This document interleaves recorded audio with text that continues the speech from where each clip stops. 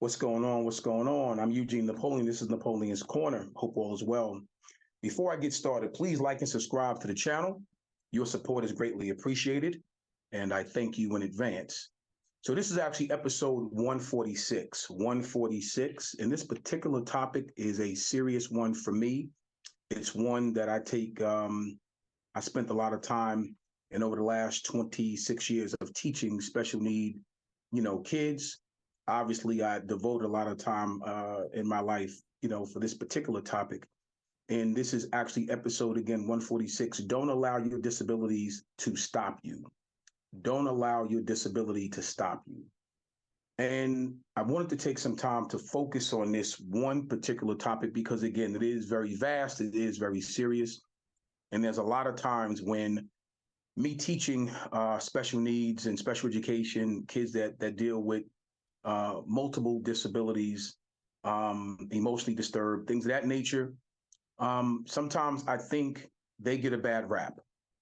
And I wanted to discuss that and talk about it openly, just so, maybe it's a topic that most people find difficult to talk about, but I definitely wanted to talk about it on this particular episode. So one of the biggest pieces that I see, I think our young people, they need to learn, how to turn your disability into your strength.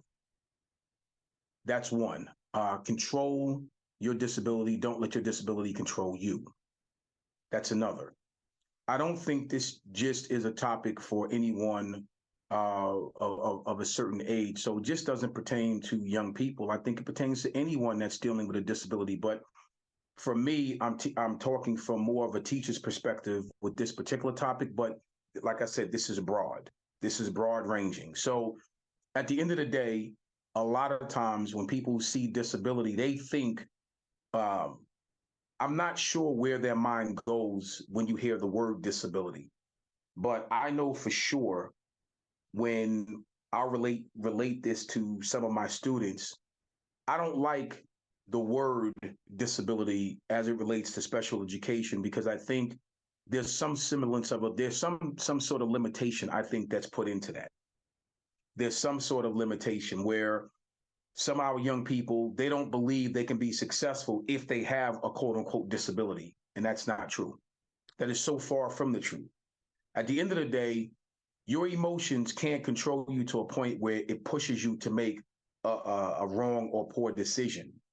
Your disability, if you have one, should not be a crutch to be used to I can't do this.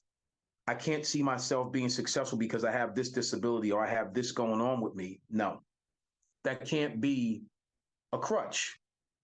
That can't be an excuse. Doesn't really matter what your differences are. If you have a disability, don't allow that to stop you from achieving all of the goals that you know you can achieve. So that's one of the biggest reasons I was sitting actually throughout the beginning of this week and even last week. And it was a tough week. It was a tough week. There's a lot going on with our youth around the country. And I sat back and thought about this for a good long time before I decided to make this an actual episode.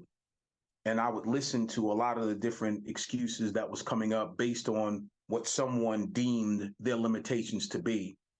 And I'm like, nah, I'm going to make this an episode on Napoleon's Corner because you can't tell me that just because, let's say if you're emotionally disturbed, whatever, right? Let's say if you have some sort of learning disorder, that cannot be the tell-all end-all to your life. It can't be. And you shouldn't make it. I'm not going to use that to make that an excuse for you to give up. You can't. There's a lot of successful people. I've been teaching special education now for 26 years on every level, from elementary to high school to now middle school. And I could assure you, there's a lot of my kids who they're very bright. It's just that sometimes, unfortunately, they don't make the best decisions. Well, guess what? That's all of us. That's every last one of us. Sometimes we don't make the best decisions. And sometimes our emotions do take control over the decision-making process. That doesn't mean that you give up and use a disability or a label or a tag as an excuse as to why you're not going to achieve a particular goal. Now, I refuse to believe that. So even though teaching special education for all these years and dealing with special needs kids does not mean they're not going to be successful.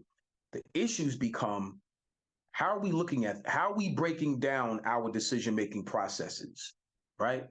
How are we going about getting something done when we're not thinking, when we're upset and we're high strung and our emotions are taking control of us, or you're in a position where your impulses take control over your actions based on you being angry, which helps you to make, and I'll say it that way, helps you to make a negative decision. Your disability cannot be in control of you. You have to be in control of your disability. So I was having a nice long talk earlier with my teacher assistant. We call them Paris, Miss Wilson. And we had this discussion based on that premise, that exact topic of don't allow your disability to control you. We see it every day and all day long. And it's not just some of our special needs, students that we're dealing with. We see it across the board.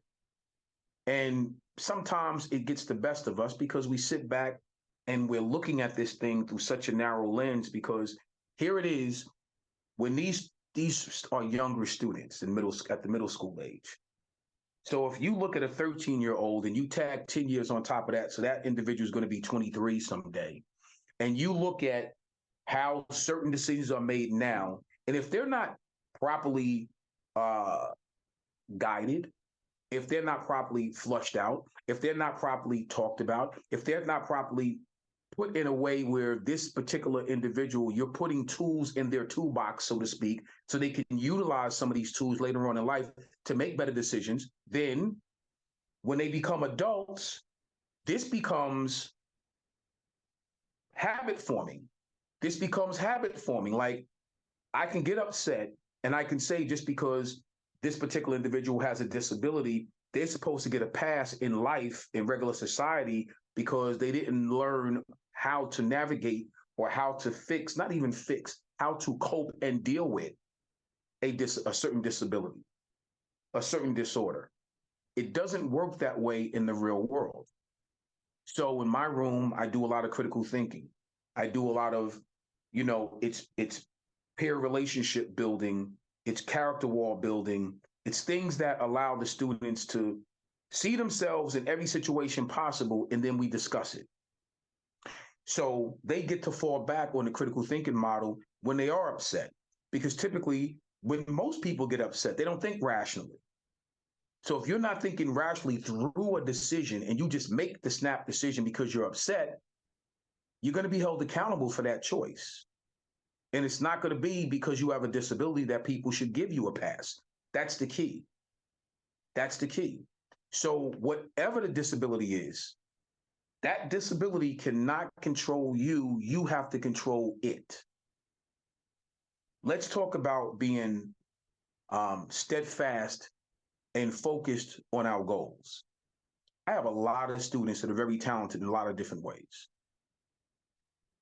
I'm more focused on what they're talented in and finding out different tools and different ways to help them reach those goals, whatever it may be. Give them the resources. Once I find out what they're talented in, help guide them to the resources to get them to the next level, right? I'm more focused on that than I am their disability. So the key is, let's talk about the things that you can control versus the ones that you can't. And then get you somewhere on an even keel when you do get upset, to help you think, like I said, through that decision before you make a snap judgment and all of a sudden all chaos breaks loose. I want my young people to be motivated. I want them to be inspired.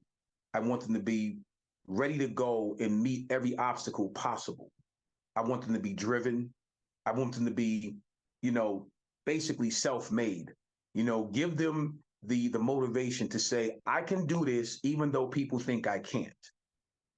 I don't have to prove anything to anyone but myself. That's what I pour in or try to pour into my students on a daily basis. It's not about your disability. It's about your drive to overcome your disability. It's not about the things that you can't do. It's about teaching them the things that you can do in spite of a particular disability or disorder. It's not about what people say about you. It's about what you say about yourself. It's not about what people call you. It's about what you answer to and what you call yourself. It's not about how people treat you. It's about how you teach them to treat you in a proper manner. It's about all those positive things. So a disability is not the end of the world. Having a disorder is not the end of the world. And I don't want anyone to think that it is. Don't allow your disability to control you. You control your disability. Don't allow people to look at you in a different way. Turn a disability into a strength and learn how to manage it.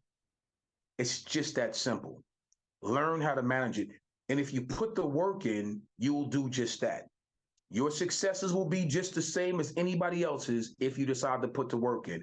Just like your failures would be the same as anybody else's if you don't work. Has nothing to do with a disability.